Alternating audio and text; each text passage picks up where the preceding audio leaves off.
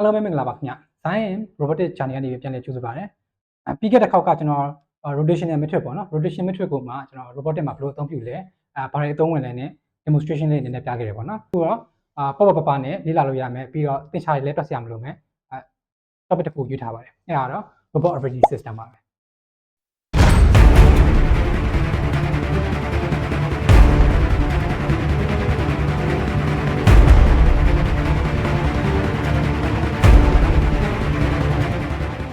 ပထမဆုံးအနေနဲ့ပြောရမယ်ဆိုရှင်တော့ robot ဆိုတာကိုဘယ်အရာနဲ့သတ်မှတ်တာလဲပေါ့နော် robot ဆိုတာကိုတော့ကျွန်တော်သတ်မှတ်တာဒါတော့ကျွန်တော်ရဲ့ personal သတ်မှတ်တာပေါ့နော် robot ဆိုတာတော့စက်တိုင်းကဖြစ်နိုင်တယ်ပေါ့နော်ပြောချင်တာအလုပ်ပြီးမြောက်ဖို့အတွက်ပါပေါ့နော် intelligence ဖြစ်သွားတဲ့စက်လုံးကိုပြောတာပေါ့နော်အဲ့ဒါ robot ပါပဲ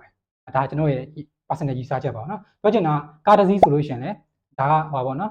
်ပုံမှန်တိုင်းဆိုတော့ကားတစ်စီးပေါ့နော်လူကိုယ်တိုင်မောင်းနေတဲ့ကားတစ်စီးဖြစ်မယ်ဒါပေမဲ့အဲ့ကောင်ကိုကျွန်တော်တို့ကအဲ့ဒီကားကိုပေါ့နော် intelligence ဖြစ်အောင်လို့မို့ဖန်တီးပြလိုက်ပြီဆိုလို့ရှင်အဲ့ကား robot ဖြစ်လာတာမျိုးပေါ့နော်ဆိုတော့အဲ့ဒါတွေကိုဘယ်လိုခေါ်မလဲ we robot လို့လည်းခေါ်လို့ရတယ်ပေါ့နော်ဗိတ်တက်ထားတဲ့စက်ဥတီပေါ့အဲ့တော့စက်ဥတီသိဉာဏ်ရှိလာအောင်လို့ဘယ်ဟာပုံပြီးမှထင်ချုပ်တာလဲဘယ်ဟာကိုလိုအပ်တာလဲပေါ့အဲ့တော့ hardware ကလည်းကောင်းဖို့လိုသလိုကျွန်တော်တို့ software ကလည်းကောင်းဖို့လိုပါတယ်ပြီးတော့သူ့ကိုထင်ချုပ်နေတဲ့သူ့အထက်မှာလက်ပတ်နေတဲ့ system ကလည်းအရေးကြီးပါတယ်ပေါ့ပြောချင်တာ hardware ကောင်းနေလည်းစက်ကိုလို့ပြောလို့မရဘူး hardware ကြီးပဲတိစောက်ထားတဲ့အရာစက်ကိုလို့ပြောလို့မရဘူးပေါ့နော်သူ့အတွင်းထဲမှာရှိနေတဲ့အသိဉာဏ်က intelligence ဖြစ်နေမှကျွန်တော်တို့စက်ကိုလို့ခေါ်လို့ရမယ်လို့ကျွန်တော်ရဲ့ personal အမြင်ကတော့သတ်မှတ်တယ်ပေါ့နော်ဆိုတော့2000ခုနှစ်နဲ့2000ခုနှစ်ရှေ့ပိုင်းမှာရှိနေတဲ့စက်ရုပ် engineer ပေါ့ robotic engineer နဲ့ robotic developer တွေရဲ့အဓိကပြဿနာ re-empathy that we ဘယ်လိုသိပြန်ပြန်ပြီးမှတီထွင်နေရရဲဆိုတာကသူတို့က driver တွေကိုအစားဆုံးပြန်ပြန်ရေးနေရတာပြောချင်တာ robotic ကိုတီထွင်လိုက်မယ်ဆိုပြီးတော့စဉ်းစားလိုက်တယ်မှာသူတို့ကပြန်ပြန်ပြီးမှ driver ပြန်ပြန်ရေးနေရတာပဲဒါသူတို့ရဲ့အဓိကပြဿနာဖြစ်ခဲ့တာပေါ့နော်စက်ရုပ်တွေကိုတိစောက်တော့မယ်ဆိုလို့ရှိရင် hardware driver တွေပေါ့နော်ပြောချင်တာ motor driver တွေတို့ sensor တွေတို့နောက်ထပ်ဘယ်လိုပြောရမလဲသူတို့ operation တွေကိုမှအစားဆုံးပြန်ပြန်ရေးရတယ်ပြောချင်တာအခက်ကကျွန်တော်တို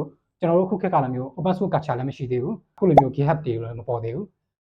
ပြီးတော့ကျောင်းတစ်ကျောင်းနဲ့လည်းချိတ်ဆက်ပြီးမှ code တွေ share မယ်ဆိုရင်တော့မှသူတို့သုံးတဲ့ architecture တွေကမတူဘူးနော် standard စံနှုန်းအနေနဲ့ထားမယ့်ရမရှိဘူးပေါ့တချို့ lab တွေကကြတော့တချို့ကျောင်းတွေကကြတော့ဟောသုံးမှာပေါ့နော်စီသုံးမယ်တချို့ကျောင်းတွေက Python သုံးမယ်တချို့ကျောင်းတွေက Java သုံးမယ်ပေါ့နော်တချို့ကြတော့လည်း Linux ပေါ်မှာစောက်ထားတာတချို့ကြလည်း Windows ပေါ်မှာတိစောက်ထားတာတချို့ကြလည်း Mac ပေါ်မှာတိစောက်ထားတာ operating system အမျိုးမျိုးပေါ့နော်တချို့ကြလည်း custom ပေါ့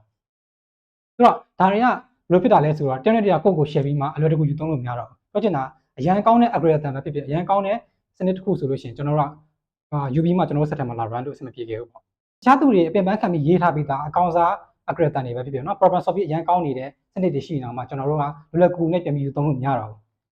ကိုယ်တိုင် driver အမြင်နဲ့ပြန်ရေးနေရတာပေါ့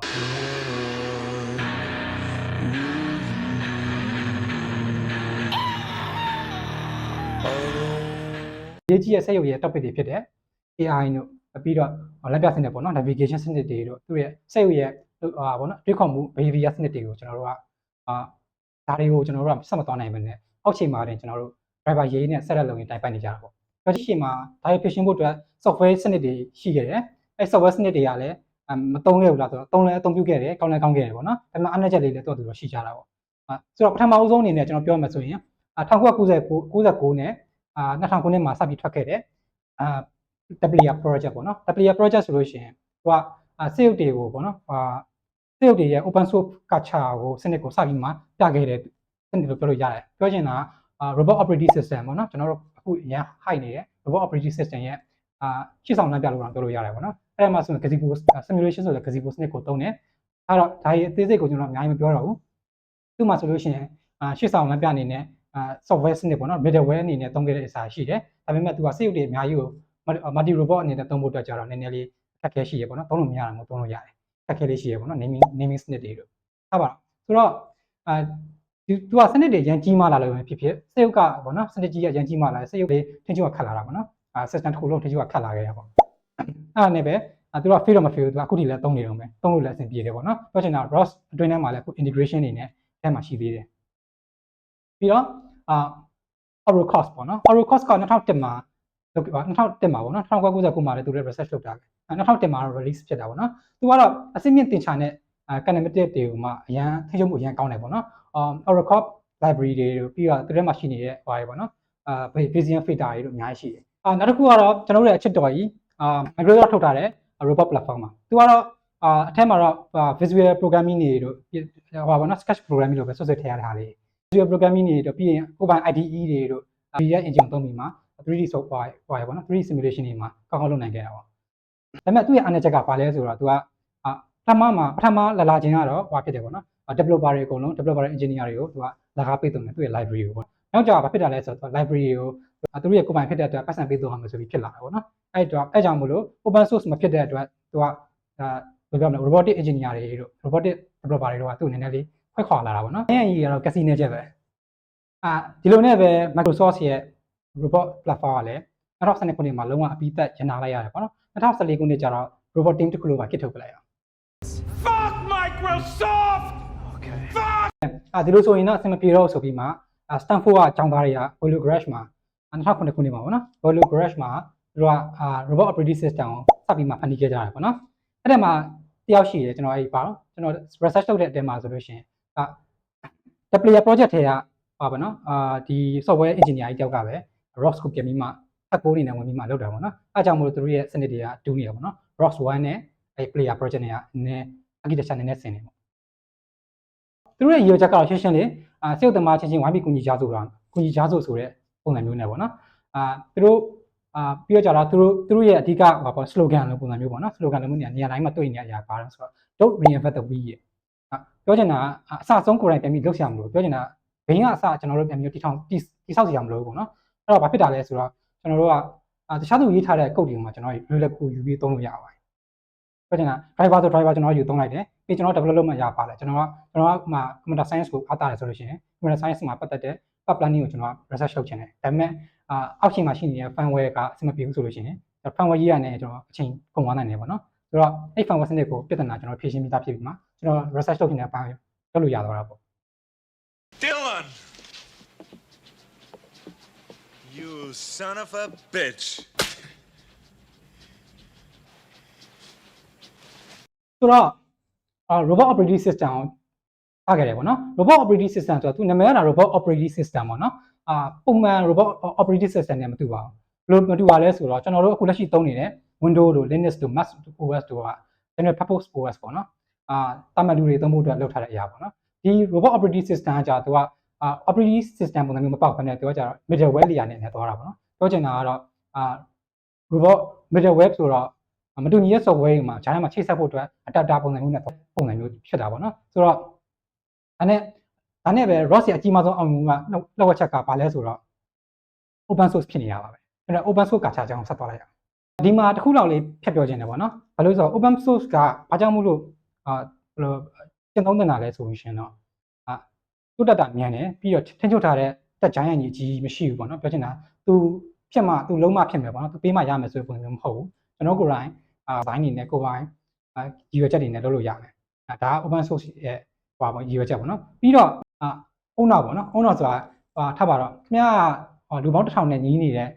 GDS ကြီးကြောက်ဖြစ်မယ်ဆိုရင်တော့မှမျိုးစနစ်ကိုရောက်လာဖို့အတွက်ကနှစ်ပေါင်း1000ချိန်ပေးရမှာကျွန်တော်တို့ကနှစ်ပေါင်း1000ချိန်မရဘူးလေနှစ်ပေါင်း80 80ပဲကျွန်တော်မှပြန်ရှိတာဆိုတော့လူအများကြီးနဲ့သွားတာတကယ်ကောင်းပါတယ်ပြီးတော့ပူပေါင်းပြီးလှုပ်ဆောင်နိုင်စွမ်းပေါ့ဒါကကျွန်တော်တို့ရဲ့ပေါ့နော် contribution စနစ်နဲ့ open source ရဲ့ culture ပါပဲ Okay open source culture ကြောင့်မို့လို့ ROS ကတခုံတိုးတက်လာတယ်ပေါ့နော် robot နဲ့ပဲမှာဆိုလို့ရှိရင်လည်းတခြားတဲ့ robot တွေပေါ့ပြင်ကိုထွက်လာတာအရင်မချသေးဘူးအခုဆို journal ပြင်နေပြီကလည်းကနေပြီပေါ့နော်ပြောချင်တာ open source စနစ်ကြောင့်ပဲ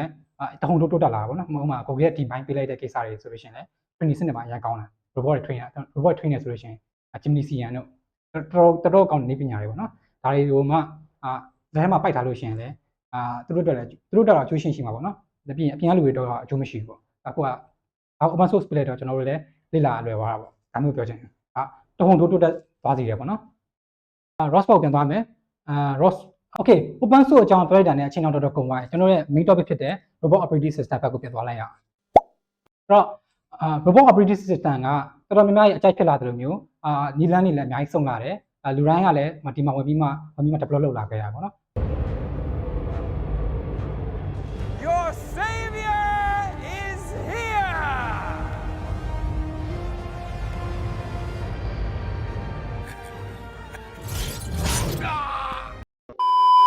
ဒါနဲ့ပဲသူက perfect ဖြစ်လို့နေပါဖြစ်တာပေါ့ဒါပေမဲ့သူ့မှာအနာကျကြီးတစ်ခုရှိတယ်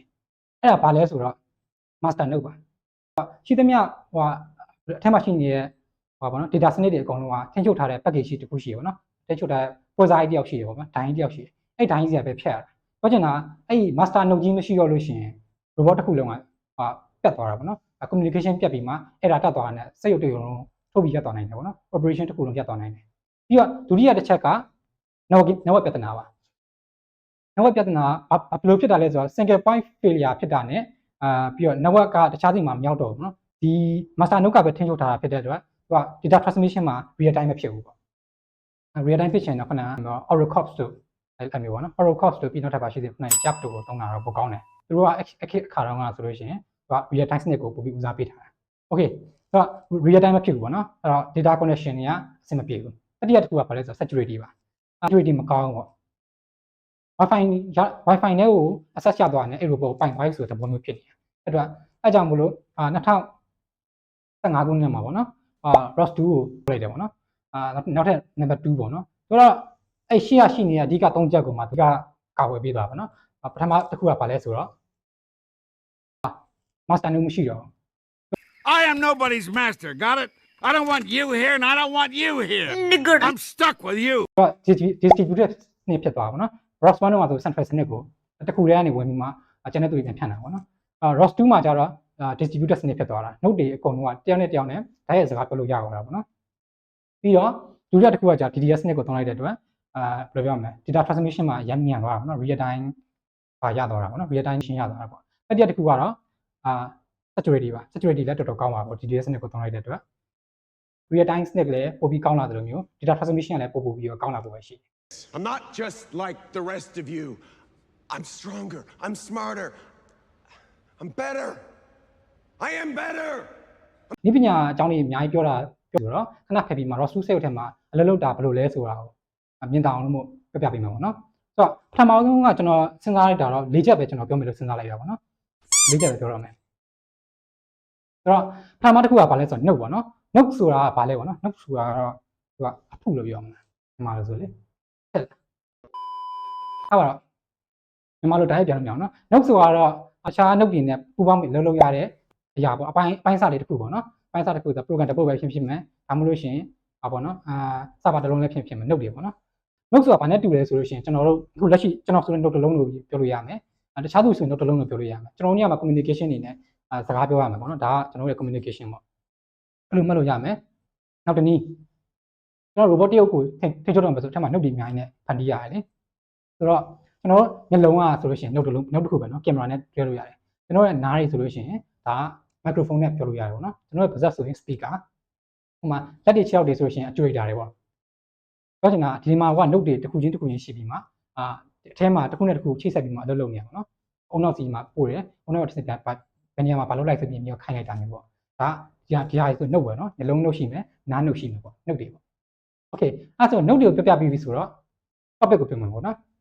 topic ကတော့ radio အလိုင်းလွှင့်တဲ့စနစ်နဲ့တူတယ်ဘယ်လိုလဲဆိုတာ तू ကထုတ်လွှင့်လိုက်တယ်ပေါ့နော်ထုတ်လွှင့်လိုက်တယ် तू ကတခုဆိုလို့ရှိရင်ကြီးညာလိုက်တယ်ပေါ့ဥပမာထားပါတော့အထဲမှာသတင်းကြီးညာပဲဖြစ်ဖြစ်အတန်ဇာလန်းတွေကြီးညာနေရပဲဖြစ်ဖြစ်ပေါ့နော်ဇာလန်းတွေလွှင့်နေရပဲဖြစ်တချင်းတွေလွှင့်နေရပဲဖြစ်ဖြစ်သူက broadcast လုပ်နေတယ်ပေါ့နော်တစ်ဖက်ကလူကကြတော့အဲ့ line မှာကျွန်တော် view မှာဖမ်းရတာပေါ့ဥပမာဆိုလို့ရှိရင်ကျွန်တော်ထားပါတော့ megahertz ဘယ်လောက်မှာဆိုလို့ရှိရင်ဘယ် channel ရှိရဆိုပြီးကျွန်တော်လှည့်ပြီးပေါ့ဖမ်းလိုက်တယ်ပေါ့နော်ဖမ်းလိုက်တာဆိုကျွန်တော်တို့ subscriber ဖြစ်သွားပြီဟိုဘက်ကကြ broadcaster publisher ပေါ့နော် publisher နဲ့ subscriber ပါတဲ့သူကဖမ်းပြီးကြည့်လို့ရတယ်ပေါ့နော်ဒါပေမဲ့ဖမ်းတဲ့ address ကတော့တူရမယ်ပေါ့အဲ့လိုပုံစံမျိုးပေါ့နော်ဒါပြီးတော့ကျွန်တော်ခါတိုင်းပြောနေကြလို့ပဲပါတော့အခြေအနေနဲ့တစ်ချက်ပြောကြည့်အောင်ဆိုတော့ group chat ထဲမှာနော်ကိုဘောကြနေတဲ့ crash လေးကိုပေါ့နော်do you want to take with me ဆိုပြီးမှမေးလိုက်လို့ရှိရင်မေးလို့ပေါ့နော်အဲ့လိုစာပို့လိုက်တယ်ဟိုဘက်ကလည်း subscribe လုပ်ပြီးမှစာကိုဆင်းပြရတယ်ပေါ့နော်ကြည့်ရပေါ့နော်ဒါပေမဲ့ကြည့်နေတဲ့သူကြည့်မကြည့်နေတဲ့သူမကြည့်နေပါကိုက publish လုပ်လိုက်တာပဲဟိုဘက်ကတော့ subscribe လုပ်လိုက်တာပဲဒါမျိုးကိုပြောချင်တာပေါ့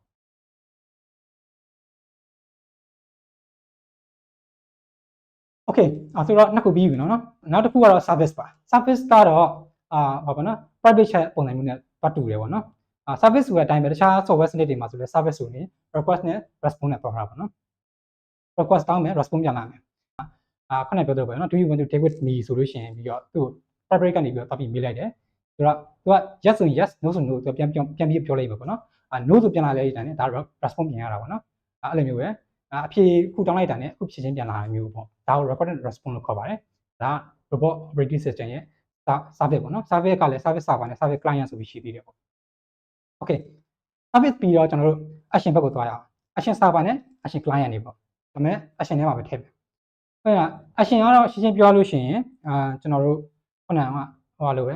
service လိုပဲဒါပေမဲ့ तू က feedback တွေရှိတယ်သူအဆင်ပြေသွားပြီပဲထားပါတော့เนาะအဆင်ပြေသွားတဲ့အချိန်မှာ तू ကမင်္ဂလာဆောင်ကြားစုစီပြောလိုက်တဲ့အချိန်မှာဟိုဘက်ကပြန်ပြီးဖြစ်လိမ့်မယ်ပေါ့နော်ဟိုပြန်ပြီးတော့ state ကိုချက်သွားပြီးလို့နေမယ် okay မင်္ဂလာဆောင်ကြားစုဆိုရင်အခုမင်္ဂလာဆောင်ခမ်းမငားနေပြီเนาะ response ပြန်လာ response ဟုတ်ပါ response ပြန်လာမယ်နောက်ထပ်ခုထပ်လာမယ်ဟုတ်တယ်ဖိစာရိုက်နေပြီเนาะပြန်လာမယ်okay ပြီးတော့じゃမင်္ဂလာဆောင်အထားမြောက်ပြီဆိုမှလုံးဝပြီးသွားပြီဆိုမှဒါ success ဆိုပြီးမှဖြစ်သွားမှာပေါ့ဒါ action ရဲ့လုပ်တဲ့ပုံစံပေါ့เนาะဒါပေမဲ့မင်္ဂလာဆောင်အထားမမြောက်ခြင်းနောက်ဆိုလို့ရသေးတယ်เนาะ ROS ရဲ့ infrastructure နဲ့ROS ရဲ့တမိုင်းကြောင်းကိုကျွန်တော်ပြောပြသွားပြီဆိုတော့ ROS ကဘယ်နေရာမှာသုံးလဲဆိုတာကျွန်တော်ပြောကြမယ်ပေါ့နော်ကျွန်တော် ROS ကကျွန်တော်အခုဘေးမှာကျွန်တော်တို့မြင်နေရတဲ့အရုပ်ကလေးလိုမျိုးနေရာမှာရှိနေတာမဟုတ်ဘူးပေါ့နော်အကတာထဲမှာလည်းရှိတယ်မြေအောက်မှာလည်းရှိတယ်ပြီးရင်ဘလိုလီကမောင်းနေတဲ့ကားထဲမှာလည်းရှိတယ်ပေါ့ပြောချင်တာspace ROS ဆိုတဲ့ဟာရှိရပေါ့နော် space ROS ဆိုလို့ရှိရင်ကျွန်တော် distro အကွဲတွေပေါ့ပြောချင်တာ distro အကွဲဆိုတာကလည်းဘယ်လိုရှင်းပြမလဲဆိုလို့ရှိရင်ဥပမာ Windows 11နဲ့ Windows 10နဲ့ကွဲတဲ့မျိုးပဲLinux သုံးတဲ့သူဆိုရင်တော့သိမှာပေါ့နော်distro ကွဲဆိုတာဘယ်လိုမျိုးလဲဆိုတော့ခင်ဗျားကဟောပါနော် cyber security ကိုလေ့လာနေတဲ့သူဆိုလို့ရှိရင်Kali Linux ကိုသုံးဖို့အတွက်chance ကများတယ်ပေါ့နော်အဲ့ဒါမှာ hacking tools တွေပေါ့နော် hacking tools တွေဆို cyber security နဲ့ပတ်သက်တဲ့ tools တွေရများတယ်ပေါ့နော်ဆိုတော့အဲ့ဟာကိုသုံးဖို့အတွက်ရှိတယ်ဘာလို့ဆိုခင်ဗျားနဲ့ကြိုက်တဲ့ tools တွေအထက်မှာအများကြီးပါတာအလိုရပါပြီးသားပေါ့နော်အကုန်လုံး timing ကို like install နေကြမလို့ပြီးတော့server ပေါ့နော်ဘယ်လိုပြောမလဲ system engineer ဆိုလို့ရှိရင်လည်းတော့ပါရှိမှာ server နဲ့ပတ်သက်တာမျိုးတွေဆိုလို့ရှိရင် Sun OS တို့အဲ့ဒါပါရှိသေးမလဲRed Hat တို့ပေါ့နော်ဒါတွေကိုသုံးဖို့အတွက်ရခိုင်တို့ပုံများရင်ပေါ့နော်အဲ့လိုမျိုးပဲ ROS မှာလည်းအဲ့လိုတခြား distro ခွဲရရှိတယ်distro ဆိုတာလည်း ROS မှာလည်း distro နှစ်မျိုးရှိတာအောင်ခုနပြောတဲ့ version မျိုး distro နဲ့အဲ့ဒါတီးတန့်အခွဲ distro ရှိသေးတယ်ပြောချင်တာအခု Space ROS ပေါ့နော် Space ROS ဆိုလို့ရှိရင်သူကအကသအတွက်သုံးတဲ့ robot operating system သူက flight controller တွေတို့ပြီးတော့အကသနဲ့ပတ်သက်တဲ့အရာတွေပေါ့ simulation တွေအကုန်လုံးသူထဲမှာထည့်ထားတာဥပမာအနေနဲ့ပြောရမယ်ဆိုလို့ရှိရင်လက်ကပေါ်မှာတောင်းမဲ့ Viper စနစ်လေ Viper ဆိုတဲ့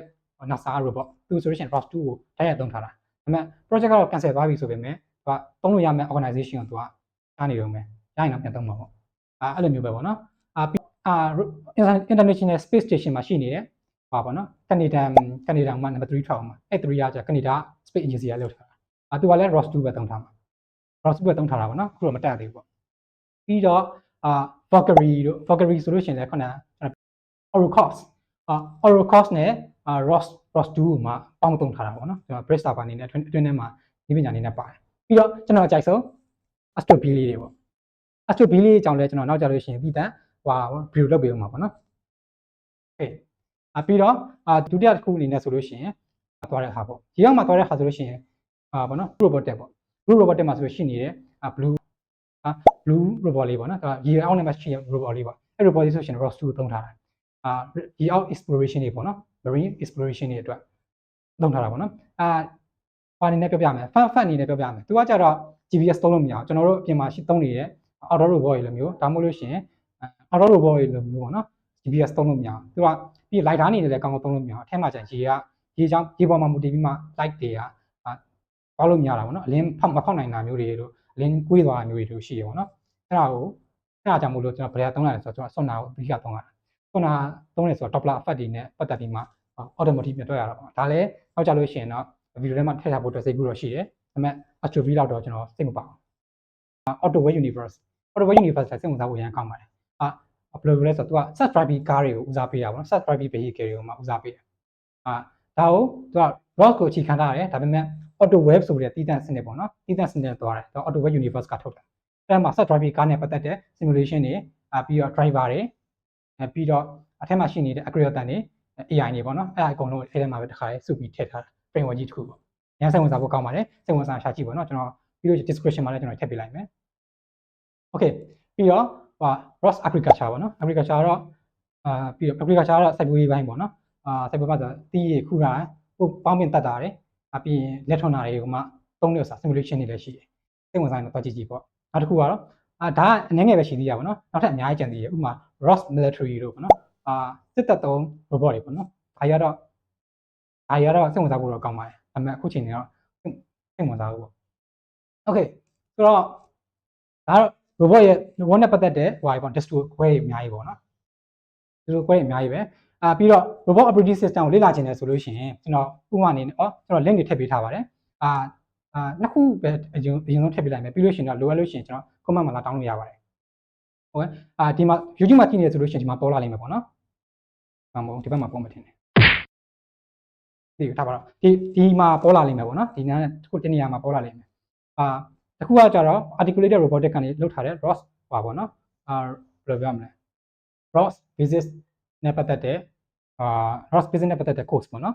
ဒုတိယတစ်ခုကကြတော့ Ron Dynamic ကပဲRon Dynamic ကထုတ်ထားတဲ့ဆရာပြေဆုံးအောင်ရဲ့ပါပေါ့နော် series ပေါ့